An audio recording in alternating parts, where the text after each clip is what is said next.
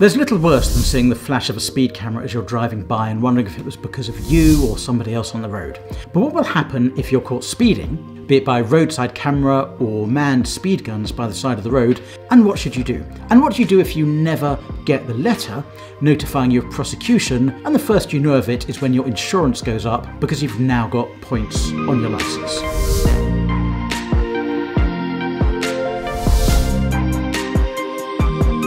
If your car's been snapped by a speed camera or by officers at the side of the road, a process is set in motion behind the scenes. Most of the system is automated and carries on without human intervention. Think of how many thousands of people must be stopped by speed cameras every single day. Within 14 days of being caught speeding, you'll get a notice of intended prosecution in the post.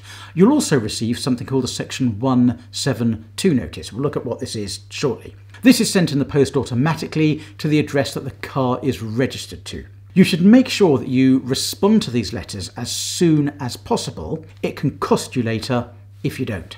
Of course, all the photograph usually proves is that your car was travelling above the speed limit on that road at that time. It doesn't usually show who was driving and therefore who committed the offence. The photo taken by the camera is rarely from the correct angle, it's rarely of good enough quality to show who was behind the steering wheel. So how do the police find out who was driving so they can prosecute who has committed the offence of speeding? This is where Section 172 of the Road Traffic Act 1988 comes in. The police will send you a notice which puts you under a legal duty to tell the police who was driving the car at the time the car was speeding. They're allowed to require this if you're alleged to be guilty of an offence such as speeding. Failing to reply to the letter asking who was driving is itself a criminal offence, which often carries more points than the speeding itself. So you'll receive 6 points and a fine if you're found guilty of not responding to this letter. In comparison, whilst the maximum sentence for speeding under Section 89 of the Road Traffic Regulation Act 1984 is similarly a fine, you'll usually get the minimum of 3 points on your licence for speeding. It can be up to 6 or even disqualification in the most serious cases, but in most cases it's less than not responding. The Section 172 notice allows you to nominate someone else if they were driving the car when it was seen speeding, if it wasn't you. If you don't know who was driving, then you're expected to exercise reasonable diligence to find out who the driver was. That's Section 172 of the Road Traffic Act 1988. You would have a defence if you can show that you had done your proper due diligence to find out who the driver was and still couldn't give an answer. You should be careful with how you fill in the Section 172 form. If you fill it in incorrectly, you've technically committed the offence I've just described, though the police will usually give you a second chance to fix the mistake before prosecuting you.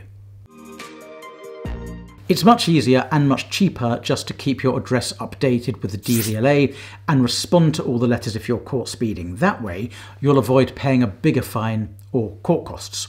Most importantly, you'll avoid a criminal record if you pay a fixed penalty up front. If you respond to the Section 172 notice and accept you were the driver, often the police will offer you a fixed penalty notice. You'll usually have to pay a £100 fine and you'll get 3 points on your licence, but sometimes you'll be offered a speed awareness course instead.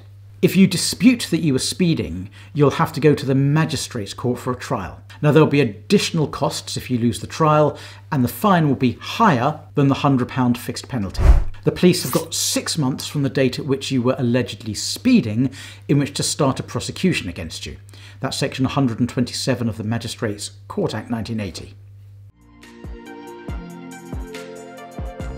We all know the post isn't always reliable and sometimes things do get lost in transit. So for some people, the first warning they get that they were caught speeding is when their car insurance suddenly goes up and they discover they've got points on their licence that they didn't know about. If this happens, you should phone up the court that you were convicted in as soon as possible. You'll be invited to make something called a statutory declaration.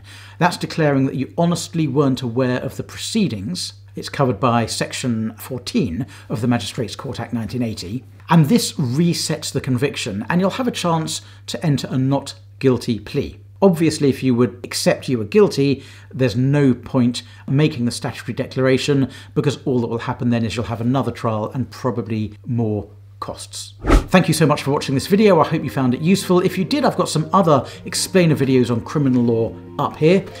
You can subscribe to my YouTube channel down here. Please do. We're regularly updating it with all sorts of information and legal explainer videos. And this is a video that I think you'll like to watch next. Thank you. Bye-bye.